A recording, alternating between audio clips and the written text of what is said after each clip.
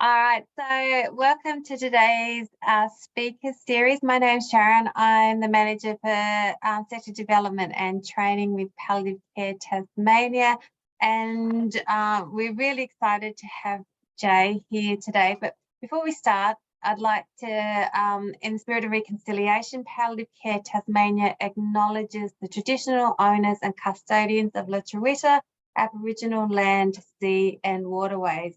We acknowledge with deep respect the traditional owners of this land, the Palawa people. The Palawa people belong to the oldest continuing culture in the world. They cared and protected country for thousands of years. They knew this land, they lived on the land, and they died on these lands. We honour them.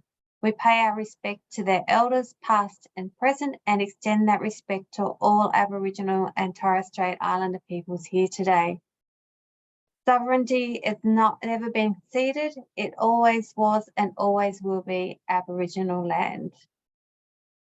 I'm muting people as they come in, and if you have any questions as Jay goes through the presentation today, if you could pop them into the chat function on your screen, and I'll keep an eye on that as we're going through.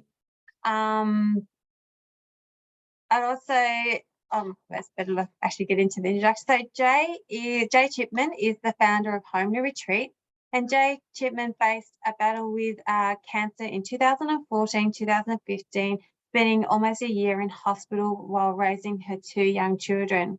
From that experience, she's recognised the importance of quality family time and established Homely Retreats in 2018, which is a respite service for Tasmanians affected by cancer. Jay has been nominated for several awards, including at the Australian of the Year Local Hero Award in 2022, recognising her work in the not-for-profit and cancer support space. So Jay's going to explore with us today the effects of a parent who is experiencing cancer, the treatment and what that has on the family dynamic, the benefits of quality family time on an individual's health, and how illness in the family affects the family unit as a whole. Right, Jay, thanks for being here with us today. As I said, I'm so pleased you've been able to be a part of our speaker series. And yeah, over to you. Oh, thank you, Sharon. It's lovely to be invited and have this opportunity to share some information about Homely Retreats. As a relatively new charity, we're always looking for opportunities on how we can spread the word so we can help and support as many Tasmanians as possible. So yeah, first I was going to share a bit of background further about why and how Homely Retreats was founded.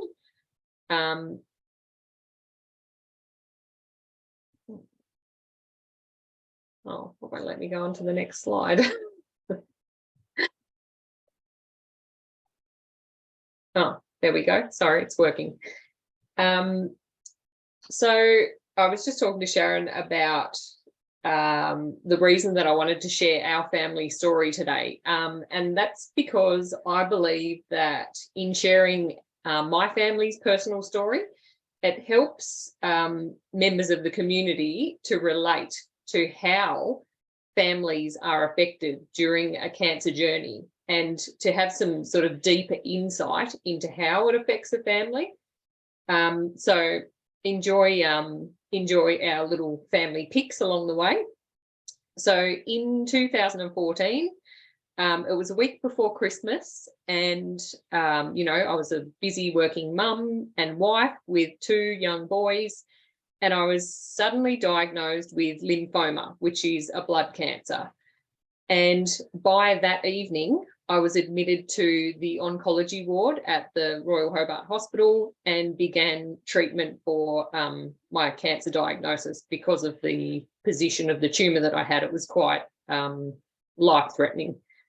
So from that moment on, we really quickly realised how severe and how broad the effects were for a young family caring for young children at the same time, going through a severe illness, and not even just cancer, but any severe illness. It became, it was a real slap in the face for us. It was an absolute shock. I was 30 years old at the time, and, as a young healthy woman, I didn't, there was no warning signs to my illness. So yeah, we straight away from day dot, from that first day that I was diagnosed, there was a huge shift in our family dynamic, as my role as a mum was sort of removed from the family, and my husband Daniel had to take over a lot more of those duties. And hear that recording. So from that day, as Sharon said, I spent most of 2015 in hospital, in and out of hospital, receiving chemo treatment for my cancer diagnosis. And, as a mum, I was removed from the family, basically, and I was distant. So physically, I was away from the family a lot of that year. And I always use the analogy of a snow dome, because it basically felt like someone took our family in a snow globe, the little globes with the little floaty, the floaty bits of paper around that look like snow, and they shook it up and then just left it there to settle, because everything in our world was completely flipped upside down and sideways and inside out. It was just, the logistics of life at that time were just insane. So this is an actual photo of me midway through treatment. So it's extremely unflattering, but this is, this is how life ended up for us. So, first of all, there was the financial stress that we went through. We went from having 2 incomes for our family, down to 1 income. The logistical challenges that were there for us as a family. So Dan would have to try and get the kids to school while I was in hospital. Some days he'd have to pick me up from hospital. Then he'd have to get to work in between. He was single parenting, kids' sports, the groceries, dropping me at hospital in the middle of the day, getting out of work. Like, it was just, it's insane. Then there was the mental and emotional challenges for all of us. So for me as a patient, there was that worry: will I survive? Will I be here for my family? This journey, I don't even know what's happening. It's such an uncertain time, and it really plays on your mind, especially as a parent, because you have those children that you need to be there for. Then there was the physical challenges and the stress. So obviously my physical appearance changed a lot, which was also distressing for me, but also distressing for the kids. So 2015, my youngest son was heading into kindergarten, his first year of school, and there I was on his 1 week at school, where I was at home, dropping him to school, and I had no hair. I'd put on a lot of weight from the medication, and it was just those extra added little things that all just added up to this huge picture of added stress for our family. Just that insight of all the other little bits and pieces that people who have not been through any severe illness, not even just cancer, they probably can't even comprehend how broadly that affects the family. So obviously I was extremely fortunate that that the treatment was successful, and by the end of 2015 I was given the all clear.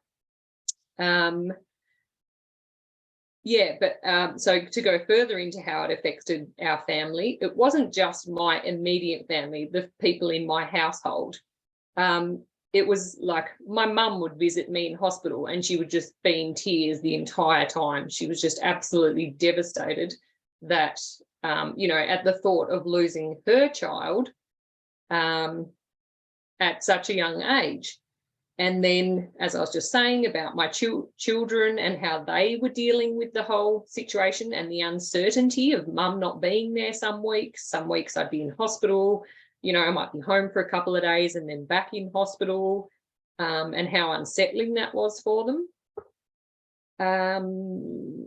Yeah, and relatives, like even further, you know, extended relatives. My uncle would phone in to my mum every week from Adelaide and check in on how, you know, how things were going. I remember my grandfather gifted us some money to help with our financial situation because we were not actually eligible for any government assistance at all as a young family with a severe illness, and like that I was unable to work, which was quite distressing at the time. So as you know, as I started to move into our recovery stage and, you know, as my health improved, I really started reading a lot about, you know, first of all, I had the big question, you know, why did this happen to us? Why did this happen to me? I was 30 years old, I was healthy. Why? Like I couldn't understand why it happened to us. And I read a lot, and I really started reflecting about what our family could have helped us during that time. What services weren't there for us, because it didn't feel like there were a lot of services around at the time. Having lymphoma meant that I did receive some support from the Leukemia Foundation as a blood cancer patient, but a lot of the other larger organisations focus on types of cancer. So it felt like we fell into a little bit of a gap where there didn't feel like there was a lot of support for us. And the thing that I came up with was that we just needed a break. We were absolutely desperate for a break during that year. That was the biggest year of our life. The intensity of treatment schedules, appointments, meetings, you know, the added bills of medical costs, it was just huge. We've never had a bigger year ever. And we really could have done with just a breather, just a moment to just go, nah, we're just not talking medical stuff this week. We're not, you know, we're not going to the doctor this week. We're just having a break. We're tapping out. And that was when I discovered the word respite. And the actual definition is a short period or rest or relief from something difficult or unpleasant, which got me thinking, you know, why isn't there a service like this? And obviously, as my health really improved and I got back to full capacity, I got on a bit of a mission, and I started to share this idea about having a respite organisation that could offer families a break from their situation. And I happened to meet Alison, who is in the right picture on the left next to me, at a women's networking lunch. And she loved the idea. At the time, her nephew, who was about 30, was receiving treatment for a cancer diagnosis, and he actually didn't make it through his cancer journey. So Alison and I guess, were co-founding in starting Homely Retreats in 2018. And with both of the stories that we had in our families, we were just and still are, of course, so passionate, and registered Homely Retreats as a charity not too long after we had met. And so our mission, the Homely Retreats mission, is to provide support and respite for families affected by cancer. So this became the driver for us to set up a charity that was just based in Tasmania and supported Tasmanian families exclusively.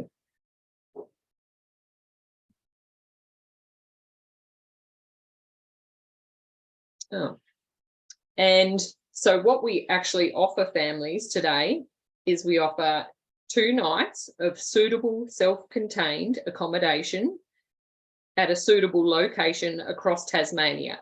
And we find that families usually only want to travel within about an hour from their home. I think that's sort of like the radar of safety that they feel, to be away from home, but not too far in case something, in case someone does become unwell suddenly, because that does happen. Alongside their complimentary accommodation, we offer a travel hamper, which you can see here. And the travel hampers include a lot of items that local businesses donate. So beautiful, loose leaf tea, gift vouchers, candles, our beautiful quirky beanies that one of our committee members makes. So it provides the families with, the idea is that the families can basically put their jammies in a backpack, jump in the car and get away for the weekend. It's not another added stress that they need to think about. We organise everything for them. And the idea is that they can really leave their problems behind for a couple of nights to take a break. Occasionally there are families that that apply for our services, but they're not well enough to travel, or just need a bit of home support so they can get through what they're going through at the time.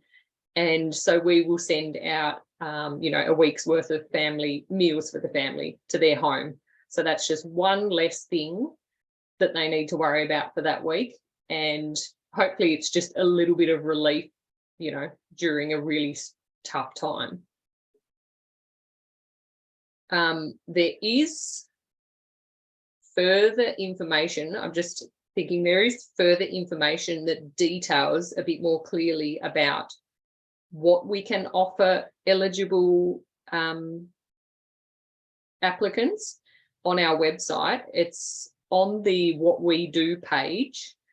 Down the bottom, there's a client offerings document. So you can find that, or you're very welcome to contact us for further information. So the eligibility criteria for applicants is a young family with a parent going through a cancer treatment or recovering from cancer treatment in the past 12 months, whilst caring for children under 18 years of age at home. Our service is not means tested. It's statewide, and we do continue to offer this service after, if it happens that a parent does pass away and doesn't make it for a respite experience. We actually keep the offer open for the rest of the family to take a break still, because unfortunately sometimes people don't get a chance to take that break together.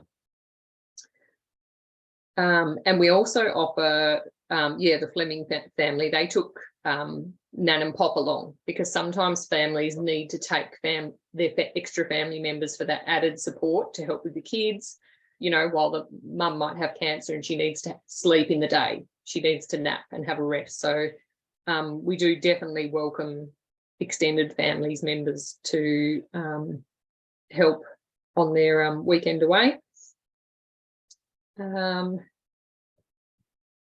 So how to apply?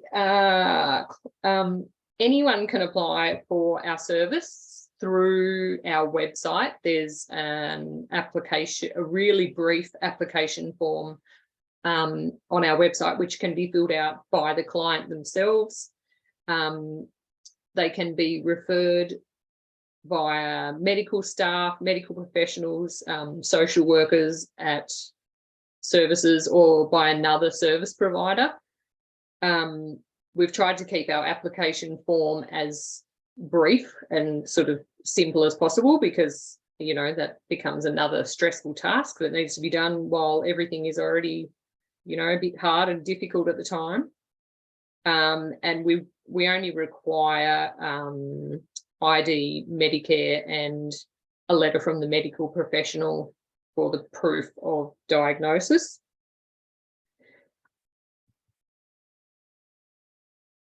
Yeah, so here's a little snapshot of, this is from late last year, so it's a little bit behind. But there's a small snapshot of how many Tasmanians we've been able to support since 2018. So we're, by the end of April, I know we'll be up to about 370 Tasmanians that we have supported through our respite services and through our home support services, which are the meals and gardening services and things that they might require. We've made a promise to ourselves that we've set a goal that we'll be increasing our services provided by 30% each year until 2025.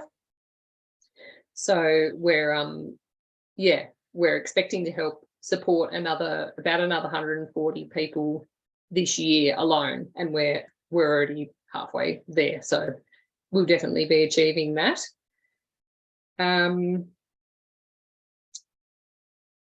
So another interesting bit of information that I came across during my recovery when I was reading up a lot about cancer and why people get cancer, which I found super interesting. So according to a study published in the journal Cancer, a woman with cancer or other serious illness is 6 times more likely to be separated or divorced soon after receiving her diagnosis than a male patient. So that tells me that if a mum is diagnosed with cancer or a severe illness, it is 6 times more likely that family will break up. And that really rang into me, because the amount of added stress that was on our family on my relationship with my husband was just so intense that it really drove home the importance of why family time and quality family time is so important. So we were just in survival mode. Everything was day to day. We were just coping with the issues as they came up. How are we getting to hospital? How are we doing this? And there was just absolutely no consideration for, nurturing our family and doing those things that we would normally do. We would normally book a weekend in the school holidays to go away together because, that's what you do. But we were just so, we were in survival mode. We couldn't even think about those things. They were just luxuries.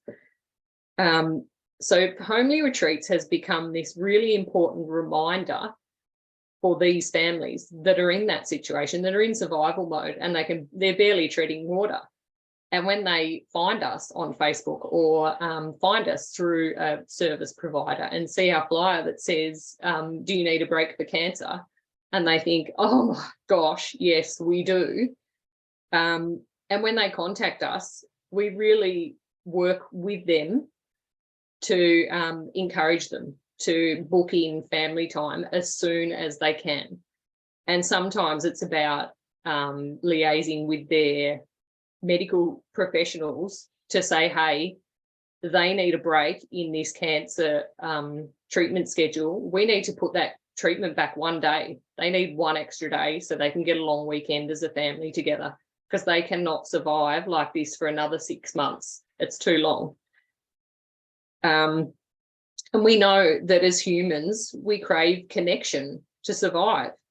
And there has been many, many studies that show the physiological and mental health benefits when individuals feel connected, especially within their family unit. It's just so important. And the fact that families get so separated, well, our family became so separated and divided during that cancer journey, it just adds another layer of problems, another layer of, anxiety and depression. So we really encourage families to take this opportunity to just absolutely take time out. And I'm showing a few little photos of families who've used our service, and there's so many amazing stories behind these pictures. I love this saying. We didn't realise how much we needed a break until we were here. So as I was saying, families are just in absolute survival mode. They're not, holidays are a luxury. They're not thinking about that. It doesn't seem important right now. We just need to get through this treatment. But when they find us, we are that absolute like glimmer of hope. We're like the light at the end of the tunnel where they go, oh my God, if I can just get through this one last treatment session, or, you know, if I get through 3 more weeks of treatment, then we're going on holiday together.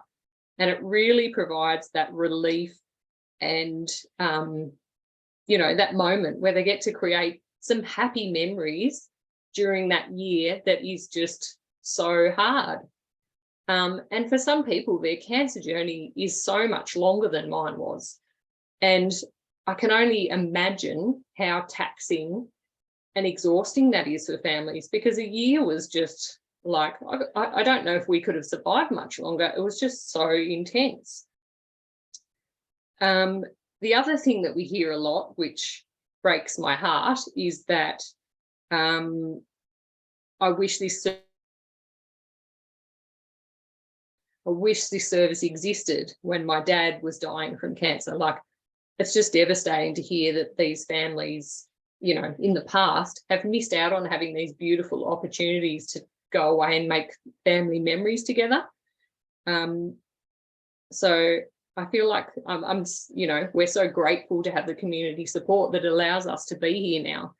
And the value behind our services is so much deeper than, you know, in a nutshell, we all know it's a holiday. It's a holiday for a family, but it's so much deeper than that. There's the memories that families make.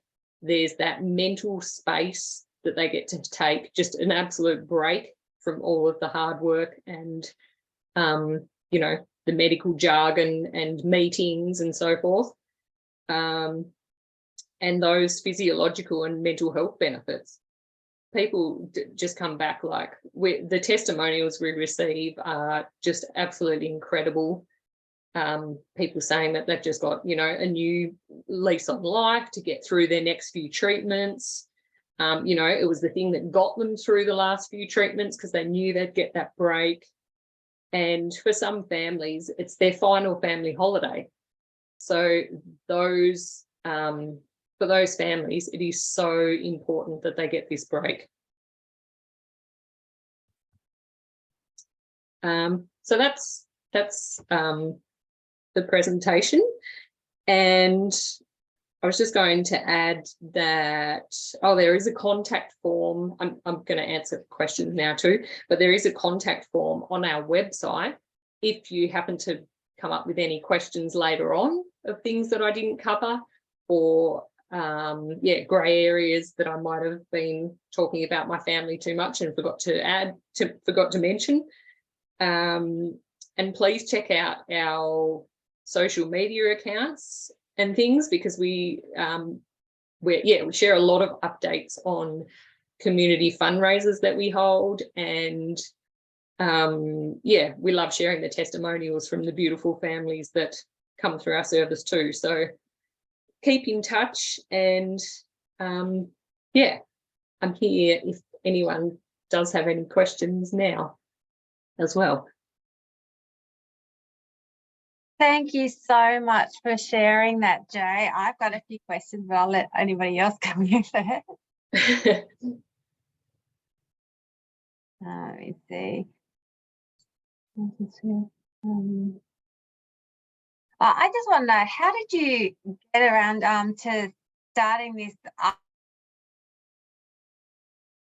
to set this up, and how do you fund it? Oh, good questions. Well, I have so many. I have a little list. Wow, this is amazing what you do. Well, as I said, in 2018, I just happened to meet Alison Rogers in Hobart at this women's networking lunch.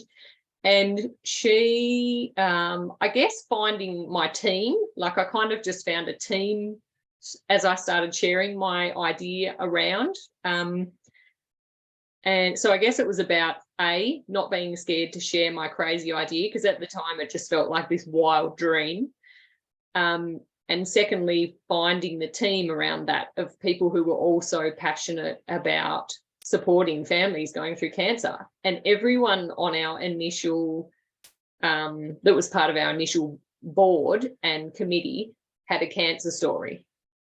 So that really, that was we were so passionate and driven in, getting through the harder obstacles, which were, signing up as a charity and, doing all the formal, all that formal registration, which was difficult to learn because none of us had done that before. But it was the passion behind that got us through those tasks. And how are we funded? We're publicly funded, and we do apply for any government grants and things that we see come up. So it's the funding. The funding has we've been very fortunate. We've had a couple of huge fundraisers over the last 2 years, run by a couple of local Hobart women. They ran a girls' afternoon out the last 2 Octobers and have kept us going for the last couple of years. So we've been primarily publicly funded, which is even more incredible. That's amazing, because I've experienced working with Cancer Council for a while, and it's tough work fundraising.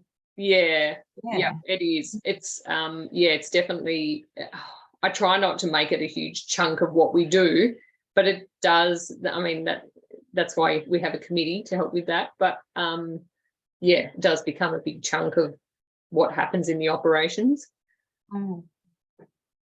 Was any Angela wants to catch up sometime. It's only a small group here. Like I said, most people are usually ask for recordings because everyone's hectic, as we know. If you wanted to come off mute and ask questions or comments or anything directly, feel free to.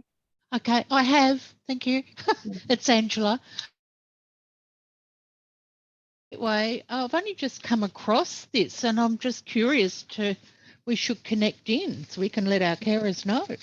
Oh, yes, absolutely. Carer Gateway does not fund holiday time, so it'd be so complementary to what we offer our carers. Yes, absolutely, Angela. As I was saying at the start, I'm always open to meeting with people in other support service areas to share. We have flyers, cards, all sorts of things that you could hand out where suitable, because we want to support as many Tasmanians as we can. So you would have been fantastic at our Carer Expo that we held. So I'd love to connect some way with you and catch up with you. Yes. And even tell the rest of our. Do you do it statewide, Jay? Sorry, I missed the start. Yes, I do travel the state a little bit when I can to, if I meant for families statewide. Oh, yes, absolutely. Yeah, because we operate, Care to Serve operates the gateway statewide. Yep. So it'd be really good to connect and let people know of your resources and what they can access. If you send an email through our contact form on the website, Angela, then I'll have a contact for you. All right, we'll do. Yeah, that'd be great. Is it just, your website address is? It's just homelyretreats.com.au. Okay. Retreats with an S. Yep. Got it. Thank you very much. It's amazing and well done. Oh, thank you. Yeah. It's amazing how the lived experience can make such a difference to community in general. So I take my hat off to you. Sharon and I were saying that at the start. How valuable a lived experience becomes. Yes. It really is valuable. Yep, definitely. Yep. So sorry, I've probably monopolised too much of your time. No, that's okay. Would anybody else have any questions or comments or anything for Jay?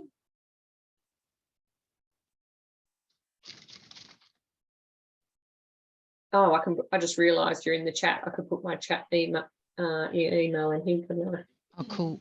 Well, I have another question. So, what's your capacity for, like, how many people families can you send out? Or, like, do you have partnerships like with Airbnb to get discounts or things like that as well, or how does that? Well, from the beginning, we started gathering Airbnb properties, just locally owned Airbnb properties. So we now actually have quite a good database of properties across the state that people offer, you know, we pay one night, they pay one night, like sort of friendly deals that help us to spread our services further. But we also have an accommodation sponsor, a major sponsor on the Tasman Peninsula. Abs by the Bay offers free accommodation for our families. Oh, lovely. Yeah. So they, the Purdy family purchased that property in 2021, and unfortunately they were able to purchase the property from family members who had passed away from cancer. So they had that, deep, gave back in that way. They had that understanding, and they always had the mission that they wanted to support families going through cancer. They happened to see an article about homely retreats in the Mercury newspaper. And then the rest is history. And so they, around 30% of our families travelled to Abs by the Bay last year. Oh, yeah, lovely. And do you work in with organisations like Canteen and Camp Quality? They do know about our service. We try to sort of make all of those services aware that we exist, so they can refer families to us. But it's just, I guess, staff rotates. They're always trying to keep them, in the loop. Absolutely, yeah. Because I was just thinking, because they're focused more on the respite for the kids and those things for the kids, where you focus more on the parent. And I think that's just a wonderful balance to have that in the community. Like I said, for those here, I had experience with a young child being very sick and relied on Camp Quality for that respite, and that was wonderful.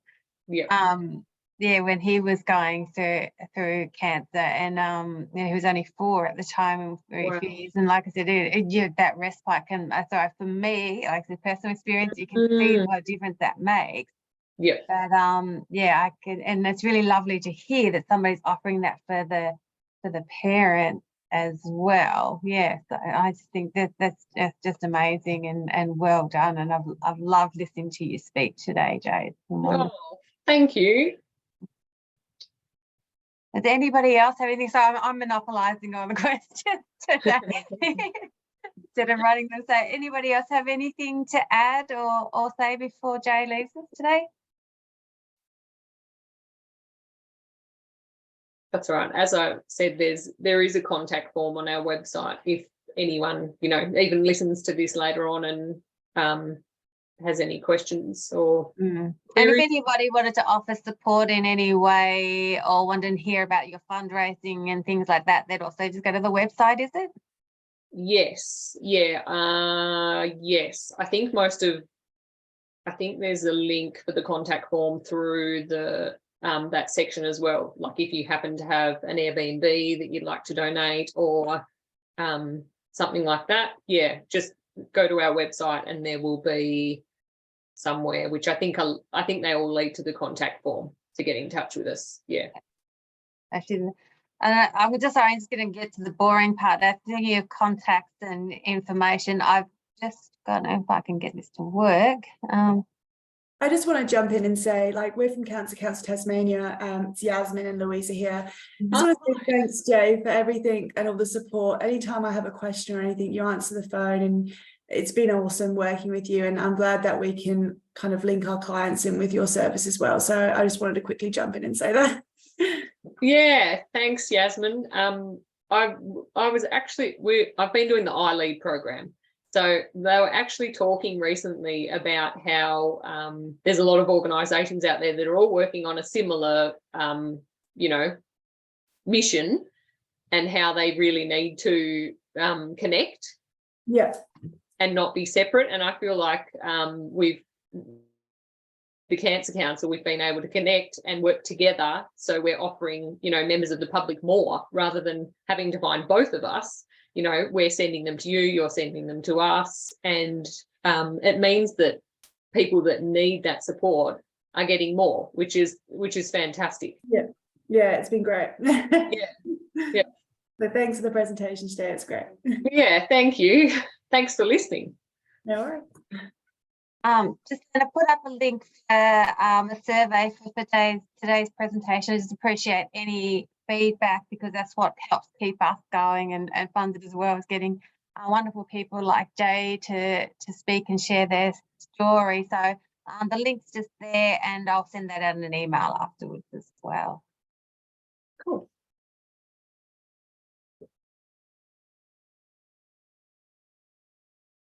I think that's it for questions. Everyone's just taking it all in, Jay. Well, thank you so much. Like I said, I'll send out this recording later today to the others that registered. Most people, like I said, getting ready for Easter, getting caught up, realise they haven't bought their Easter eggs yet, maybe. So appreciate your time, and for those who have attended today, thank you as well for your input and the questions for Jay. So Yeah. thank you. Yeah, thank you. I'll definitely share around the recording in our monthly newsletter too, because I think it's a good information piece to share. Yeah, absolutely. And yeah, just well done. Yeah, thank you. Thanks, Sharon. Nice to meet you. You too. Thanks. Bye, everyone. Thank you.